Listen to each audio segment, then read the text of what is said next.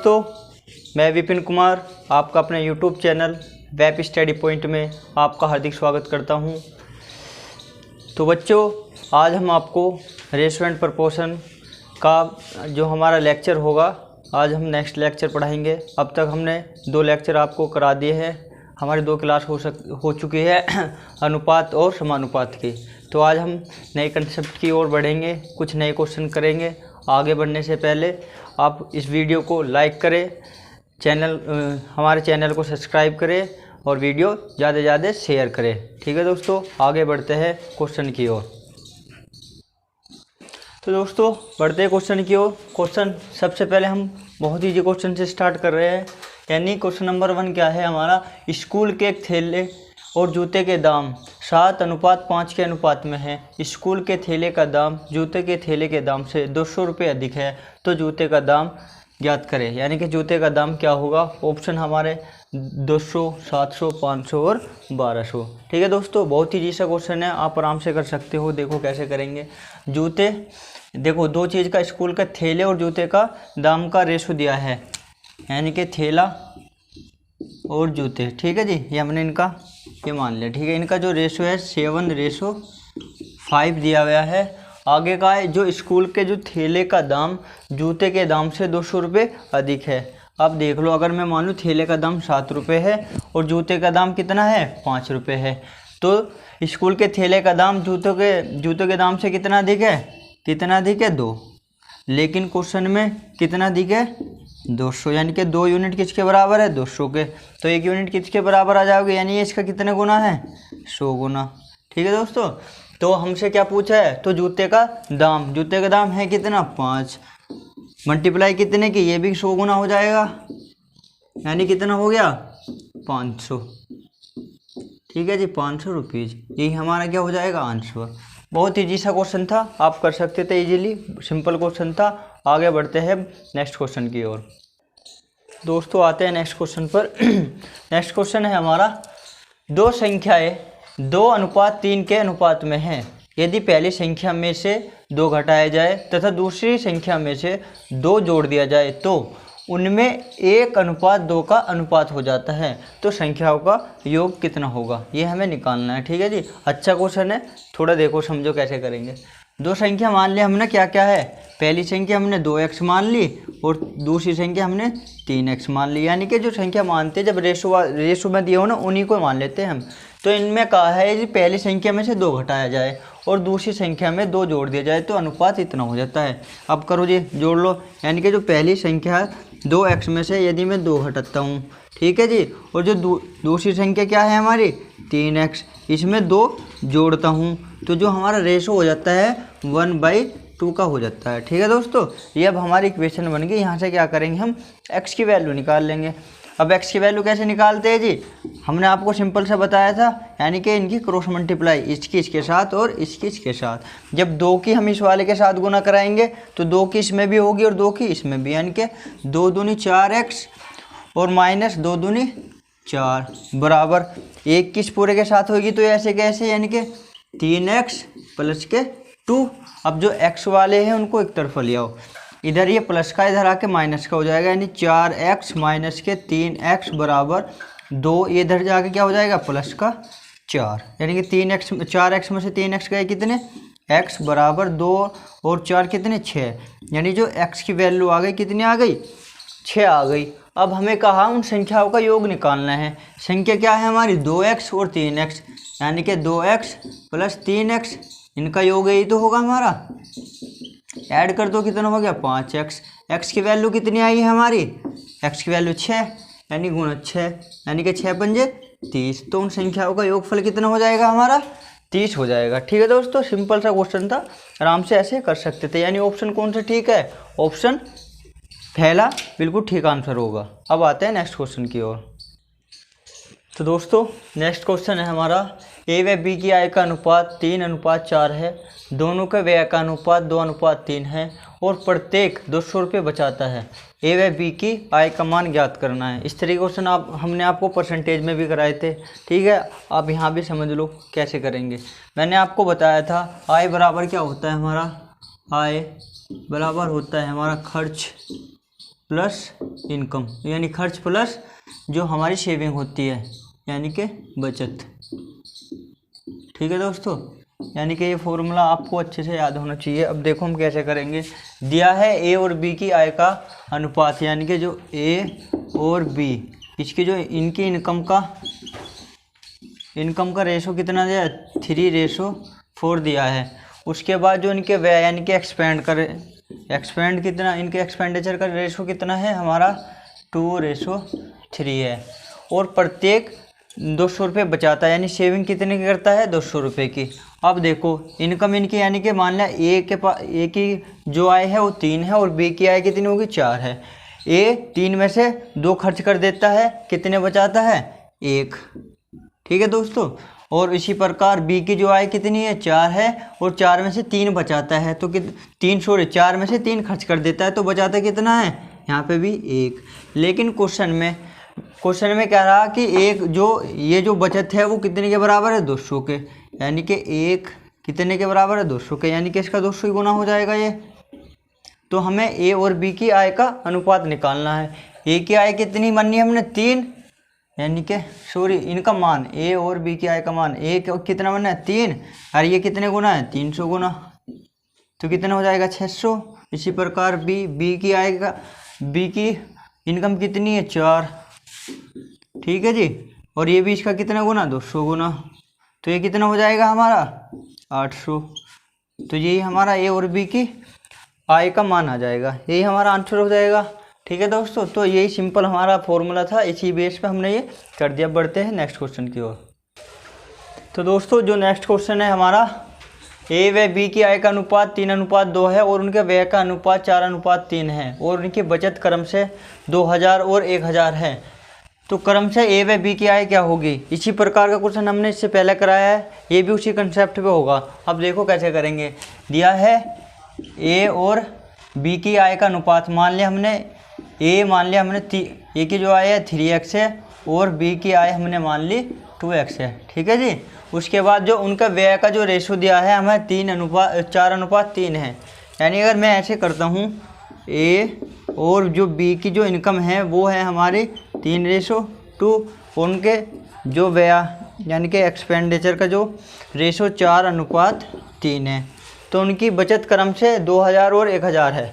अब देखो जी, यदि ए की आय 3 है, ठीक है दोस्तों, ए की आय कितनी है 3 है और वो 3 खर्च कितने कर देता है 4, ऐसा तो असंभव हो जाएगा, क्योंकि जब आय 3 है, आय से ज़्यादा तो हम खर्च नहीं कर सकते। अब यहाँ कंडीशन क्या बन रही है, 3 रुपये तो उसके पास है, 3 में से उन्होंने 4 खर्च कर दिए, तो ऐसे तो संभव नहीं है। तो इस तरह के देखो अब इसको कैसे करेंगे, इसको हम सिंपल बेसिक तरीके से क्वेश्चन को करेंगे। अब देखो करते हैं, चलो जी। यानी इन्होंने कहा ए और बी की जो इनकम का रेशो दिया था, हमने ए की इनकम 3x मान ली, बी की इनकम 2x मान ली। उसके बाद उनके जो व्यय का रेशो है हमारा 4:3 है, उनकी बचत क्रम से कितनी है 2000 और 1000 है। यदि देखो मैं ए की आय में से ए की बचत घटा देता हूँ, तो हमारे पास क्या आ जाएगा, हमारे पास व्यय बचेगा, यानी खर्च कितनी 2000 दिए। और उसी प्रकार यदि मैं बी की आय में से बी की बचत घटा देता हूँ, तो हमारे पास क्या बचेगा, व्यय बचेगा, यानी कि क्या खर्च। तो इनका जो खर्च का रेशो दिया है वो कितना दे रखा है 4:3, यानी कि 4/3। अब हमारा ये इक्वेशन बन गई, यहाँ से हम x की वैल्यू निकाल लेंगे। ठीक है जी। अब देखो कैसे करेंगे, इनकी क्रॉस मल्टीप्लाई इसके साथ में और इसके साथ में। जब इसके साथ में कराएंगे तो ये आ जाएगा हमारा 3x - 2000 बराबर 4 गुना 2x - 1000। ठीक है जी, ये आ जाएगा। अब यहाँ से इसको सोल्व कर लो, 3 के इसके अंदर गुना करा दो, 4 के इसके अंदर, 3 के अंदर 3 × 9x और 3 की 2 में कराएंगे तो 6 और 3 0 ऐसी बराबर 4 दूनी 8x और -4 के अंदर तो 4000, ये ऐसी हो जाएगा।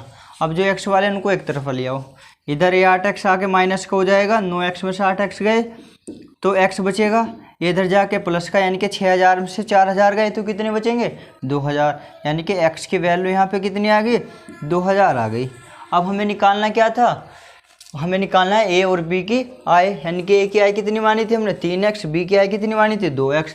तो जो ए की आय कितनी हो जाओगे, 3 गुना 2000 यानी कितनी 6000। ठीक है जी। इसी प्रकार बी की आय 2 गुना 2000 कितनी हो जाएगी, ये 2 दूनी 4 यानी कि 4000। यानी ए और बी की आय 6000 और 4000 आ जाएगी, ये हमारा आंसर हो जाएगा। ठीक है दोस्तों, जब देखो ये ऐसी कंडीशन बनती है तो उसको बेसिक रूप से कर लो तो ज़्यादा इजी पड़ेगा। ठीक है जी। अब बात देखो, आगे आते हैं नेक्स्ट क्वेश्चन की ओर। तो दोस्तों आते हैं नेक्स्ट क्वेश्चन पर, जो एक अच्छा क्वेश्चन है। अनुपात यानी कि 3:2 के क्रम, एक रेशो दिया है कर्मचारियों की संख्या का जो कम होता जा रहा है, यानी कि पहले 3 से 2 हो गया, यानी कि 3:2 में कर्मचारियों की संख्या कम हो जाती है। यानी कि इस अनुपात में कुछ कर्मचारी हैं उनकी संख्या कम हो जाती है, और 4:5 में प्रत्येक कर्मचारियों का वेतन बढ़ जाता है। भैया जो कर्मचारी है उनकी संख्या घट रही है और उनका वेतन बढ़ता है, तो ऐसा करके कंपनी 12,000 रुपये बचाती है। तो प्रारंभिक वेतन बताना है हमें कितना व्यय हो रहा था कंपनी, यानी कि स्टार्टिंग में कंपनी कितने रुपए अपने जो भी कर्मचारी थे उनको दे रही थी, ये हमारा क्वेश्चन है। देखो जी कैसे करेंगे। सबसे पहले हम इसका रेशो दिया है तो रेशो वाला ही फंडा लगा लो। क्या है हमारा दिया है कर्मचारियों की संख्या, ये हमने नंबर ऑफ जो भी हमारे कर्मचारी है यानी कि सर्वेंट, ठीक है जी, उनमें क्या हो रहा है, ये इंक्रीज हो रही है, यानी सॉरी इंक्रीज नहीं डिक्रीज हो रही है, कर्मचारियों की संख्या कम हो जाती है, कम हो रही है। यानी कि पहले यदि पहले 3 थी तो 3 से अब कितनी हो गई, 2 हो गई। उसके बाद कर्मचारियों की जो वेतन है वो बढ़ रहा है कितने अनुपात में, 4:5 में, यानी कि जो सैलरी है, ठीक है जी, सैलरी में इंक्रीमेंट हो रहा है कितने का, यानी कि पहले 4 थी तो अब कितनी हो गई, अब हो गई 5। ठीक है जी, अब कितनी हो गई 5। तो ऐसा करके कंपनी 12,000 रुपये बचाती है। तो स्टार्टिंग में वेतन कितना था, अब देख लो जी, हमने आपको बताया था कैसे करेंगे। इसको यहाँ से काट लो, 2 एकम 2, 2 दूनी 4, अब इसकी गुना इसमें करा देंगे, 2 तिया 6 अनुपात 5 एकम 5। ठीक है जी, ये हो गया। यानी कि जो स्टार्टिंग में हमारे पास मतलब स्टार्टिंग में हमारे कितने रुपए लग रहे थे, 6 रुपये कर्मचारी को, यानी कि हम 6 रुपये दे रहे थे, अब कितने दे रहे हैं 5 रुपये। तो अब कितने का अंतर आ गया, यानी कितने रुपए बचा लिए, पहले 6 थे तो अब 5 है तो कितने बच गए, 1। लेकिन क्वेश्चन के अकॉर्डिंग 1 नहीं बचता, कितने बचते हैं 12,000। ठीक है जी। तो इसी प्रकार जो स्टार्टिंग में भी 6 ना होगा कितना हो जाएगा, 6 गुना 12,000। ठीक है जी, यही हमारा स्टार्टिंग का वेतन आ जाएगा जो हम प्रारंभिक खर्च कर रहे थे, यानी कि इन दोनों के गुना वार्षिक 72, यानी 72,000 रुपये हम स्टार्टिंग में खर्च कर रहे थे अपने जो भी हमारे कर्मचारी थे। ठीक है जी, ये हमारा आंसर हो गया। ठीक है दोस्तों, सिंपल सा क्वेश्चन था, छोटा सा फंडा, उम्मीद करता हूँ आपको समझ आ गया होगा। अब चलते हैं नेक्स्ट क्वेश्चन की ओर। तो दोस्तों आते हैं नेक्स्ट क्वेश्चन पर। नेक्स्ट क्वेश्चन है हमारा, वेतन के रूप में सभी पुरुष और महिलाओं के में वितरित कुल राशि का अनुपात 6:5 है। प्रत्येक पुरुष और महिला के वेतन का अनुपात 2:3 है। पुरुष और महिलाओं की संख्याओं का अनुपात, यानी कि क्वेश्चन दिया है, क्वेश्चन में क्या कहा गया है, क्वेश्चन में कहा है मतलब पुरुष और महिलाएं हैं किसी काम को कर रहे हैं, तो उनमें जो कुल पैसे दिए गए हैं वो हमारे 6 से 5 के अनुपात में दिए गए हैं। यानी कि 6 रुपये तो गए हैं हमारे पुरुषों के लिए और 5 रुपये गए हैं महिलाओं के लिए। और जो पुरुष और महिलाओं का जो वेतन का जो मतलब, यानी कि एक पुरुष को इतने रुपए मिलते हैं और एक महिला को इतने रुपए, तो उनका जो अनुपात है वो है हमारा 2:3। तो हमें पुरुष और महिलाओं की कितनी पुरुष और कितनी महिलाएं हैं उनकी संख्या निकालनी है इस क्वेश्चन के अकॉर्डिंग। देखो जी कैसे करते हैं, यानी कि कितने रुपए, कुल कितने रुपए गए हैं उनका रेशो दिया है, यानी कि जो रुपीज गई है कितने के अनुपात में, मेल और फीमेल, यानी कि M4 मेल F4 फीमेल, कितने 6:5 में। ठीक है जी। और जो उनकी सैलरी यानी कि उनका वेतन है वो किस अनुपात में मिलता है उनको, मान लिया सैलरी मिलती है उनको 2:3 के में। ठीक है जी। तो पुरुष और महिलाओं के संख्या का अनुपात हमको निकालना है। अब देखो जी कैसे कर निकाल लेंगे, टोटल रुपए मेल को कितने गए 6। ठीक है जी, एक मेल की कितनी जो एक मेल है उसका कितना वेतन है, यानी कितनी सैलरी है 2। तो यहाँ से हम अगर यदि मुझे मेल की संख्या निकालनी है तो कैसे निकाल लेंगे हम, यानी कि 6/2, भाई टोटल 6 रुपये मेल के लिए गए और एक मेल की जो वेतन कितना है 2 रुपये, तो इसको भाग कर देंगे, कितना आ जाएगा हमारा 3, यानी कि ये तो आ गया हमारा मेल 3। और फीमेल कितनी आ जाएगी, अब फीमेल निकाल लो फीमेल। अब टोटल फीमेल पे कितने रुपए गए 5, एक फीमेल की कितनी वैल्यू है, यानी कि उसकी जो सैलरी कितनी है 3, यानी कि ये कितना हो जाएगा 5/3। अब हमें क्या निकालना था, पुरुष और महिलाओं के वेतन की संख्या, हमारा जो वेतन है उनका अनुपात निकालना, सॉरी पुरुष और महिलाओं की संख्याओं का अनुपात। ठीक है जी, ये हमारा क्वेश्चन है। पुरुष कितने 3, महिला कितनी 5/3। जब इनका रेशो निकाल लेंगे, यानी कि रेशो निकाल लो एम फॉर मेल और फीमेल का, यानी कि 3:5/3। अब देखो जब रेशो निकालते हम बटे में नहीं छोड़ते कुछ भी, जब बटे में नहीं छोड़ते तो क्या करेंगे, इसमें पूरे में 3 से गुना करा दो, क्योंकि 3 फिर ये कट जाएगा। जब 3 इसमें 3 की 3 में गुना कराएंगे कितना हो जाएगा 9, और 3 से 3 कट जाएगा तो कितना आ जाएगा 5, यानी कि जो मेल और फीमेल की संख्या का जो रेशो है 5:5 है। ठीक है दोस्तों, हम ये हमारा आंसर हो जाएगा। चाहे यदि आप इसको ऐसे भी मतलब यहाँ गुना ना करके सीधा ऐसे भी कर सकते थे, देखो कैसे, यानी कि जो ये 3 है सीधे किसके साथ गुना करा देते, 3 9 और ये 5 ऐसे ही। ठीक है जी, इस तरीके से भी ये आ सकता था, यही हमारा आंसर हो जाएगा। अब बढ़ते हैं नेक्स्ट क्वेश्चन की ओर। तो दोस्तों अब देखो नेक्स्ट क्वेश्चन एक हमारा एक अच्छा क्वेश्चन है, इंपॉर्टेंट क्वेश्चन मान लो इसको, इस तरीके के क्वेश्चन पेपर में आते हैं। ठीक है जी, देखो क्वेश्चन क्या है, ए बी और सी के खर्च का अनुपात 16:12:9 है और उनकी उनकी आय का 20%, 25% और 40% है। यदि उनकी आय का योग 1530 है तो बी का वेतन, यानी कि बी की आय क्या होगी, ये हमसे पूछा गया है।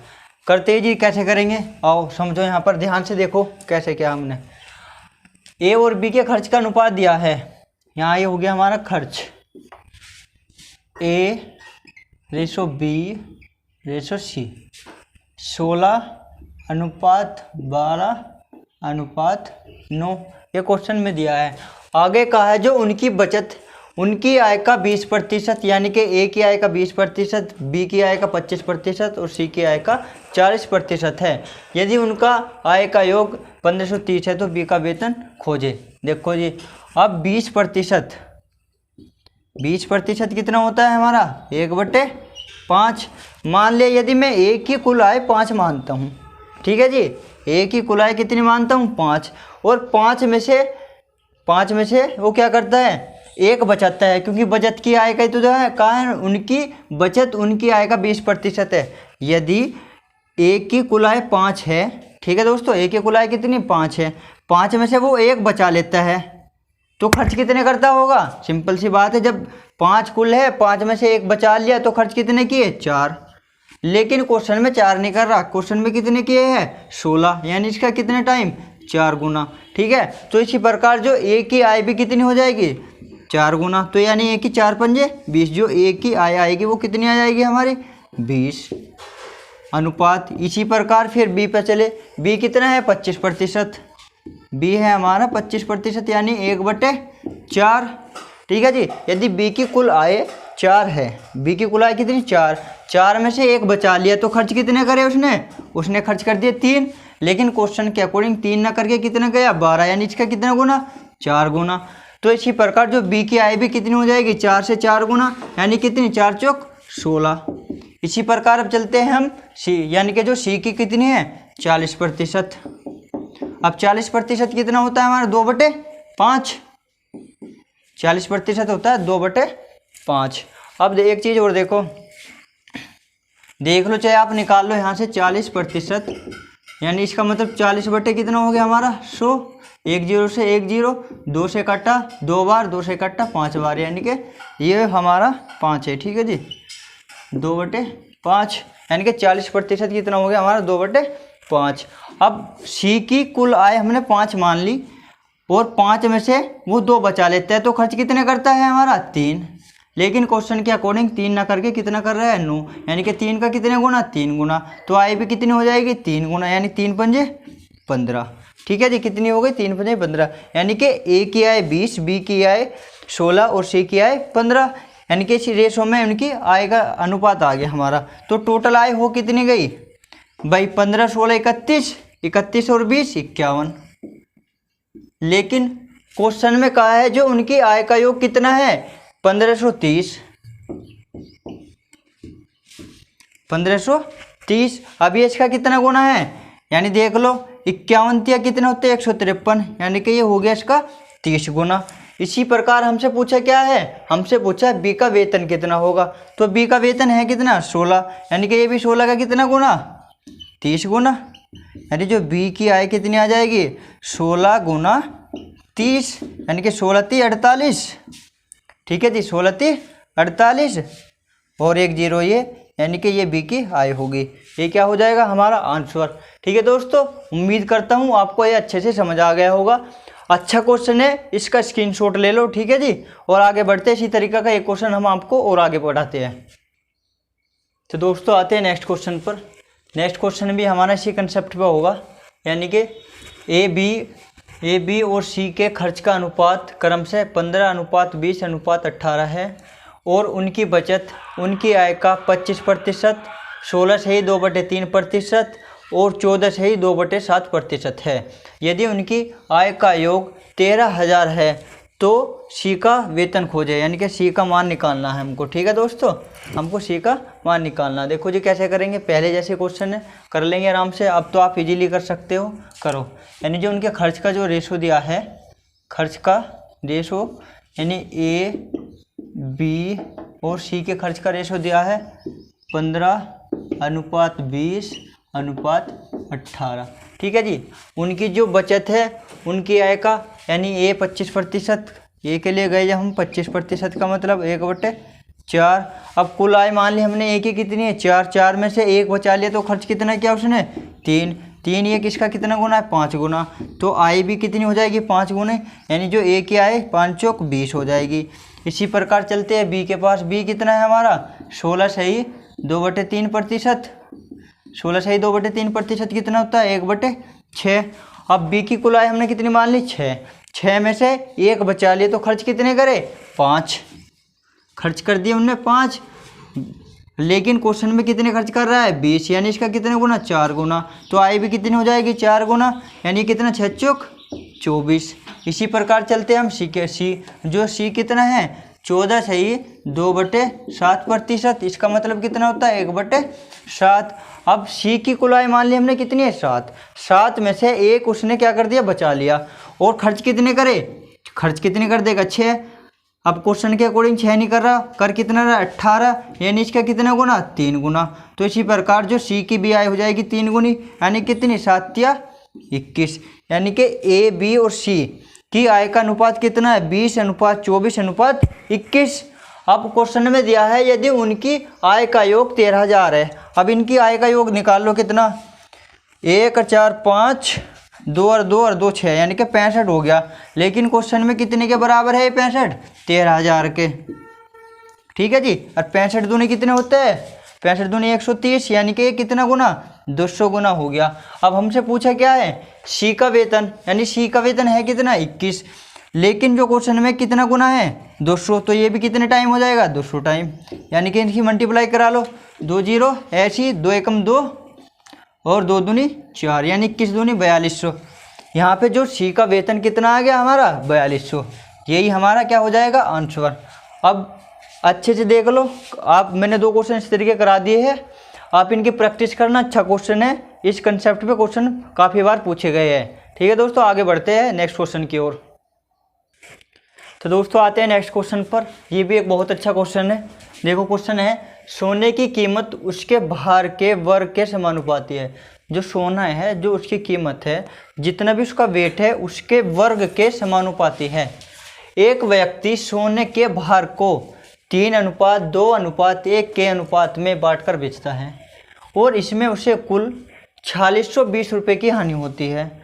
तो सोने का प्रारंभिक मूल्य ज्ञात कीजिए, यानी कि स्टार्टिंग में सोने का प्रारंभिक मूल्य क्या था, ये हमको निकालना है। चलो दोस्तों बढ़ते हैं क्वेश्चन की ओर। कैसे करेंगे, देखो क्या दिया हुआ है, सोने की कीमत उसके भार के वर्ग के समानुपाती है और सोने का भार का जो किस अनुपात में 3:2:1, ये हो गया हमारा 3:2:1।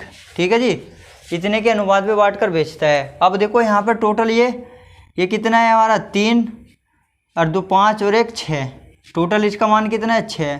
ठीक है जी, और जब ये इसके वर्ग करते हैं तो कितना हो जाता है 36।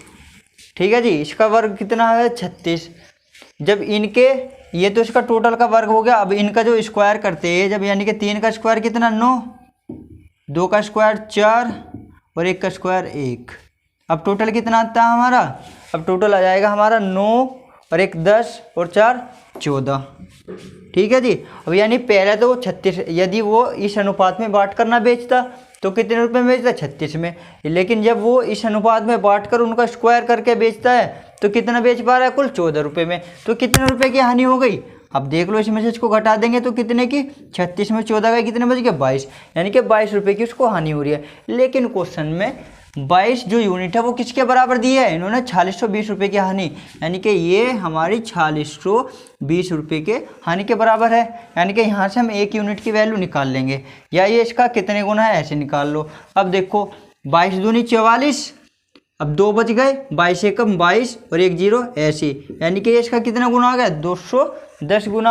अब हमसे पूछा क्या है, तो सोने का प्रारंभिक मूल्य कितना है। सोने का प्रारंभिक मूल्य है कितना हमारा 36, कितना है दोस्तों 36, तो और ये इसका कितना गुना है 216। तो प्रारंभिक मूल्य कैसे निकाल लेंगे हम, 36 गुना 216। अब इन दोनों के गुना करा देंगे तो कितना आ जाएगा हमारा, इन दोनों के गुना कराकर जो आएगा कितना, ये हो जाएगा हमारा 7560। चाहे आप इनके गुना करा लो और देख लो जो भी इसका आंसर आ जाएगा, यही हमारा आंसर हो जाएगा। ठीक है दोस्तों, चाहे आप गुना करके देख सकते हो, उसकी ये होएगा। एक बार और समझ लो, अच्छा क्वेश्चन है, कंसेप्ट से कराया छोटे से। कहा है कि सोने की कीमत उसके भार के वर्ग के समानुपाती है, और एक व्यक्ति सोने के भार को 3:2:1 के अनुपात में बांट कर बेचता है, और इसमें उसे कुल 4620 रुपये की हानि होती है। तो सोने का प्रारंभिक मूल्य ज्ञात करो, ये हमको निकालना है। देखो जी, जब वह इस अनुपात में बेच रहा है तो कितना टोटल, ये कि इसकी क्वांटिटी कितनी है 6। अब 6 का स्क्वायर करेंगे यानी कि उसके वर्ग के समानुपाती है, तो कितना हो जाएगा 36।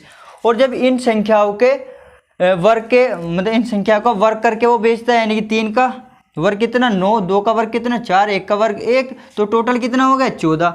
यानी कि पहले 36 रुपये में बेच रहा था, बेच रहा है 14 में, तो कितने का अंतर आ गया 22 का, 22 रुपये की हानि हो गई। और क्वेश्चन में 22 की हानि कितने के बराबर है 4620 की, यानी इसका कितना गुना 210 गुना। इसी प्रकार जो सोने की प्रारंभिक मूल्य कितना है 36, तो 36 ना होगा, इतना हो जाएगा 210 गुना, यानी कि 210 इन दोनों की मल्टीप्लाई कितना आ जाएगा हमारा 7560, यानी 7560। यही हमारा आंसर हो जाएगा।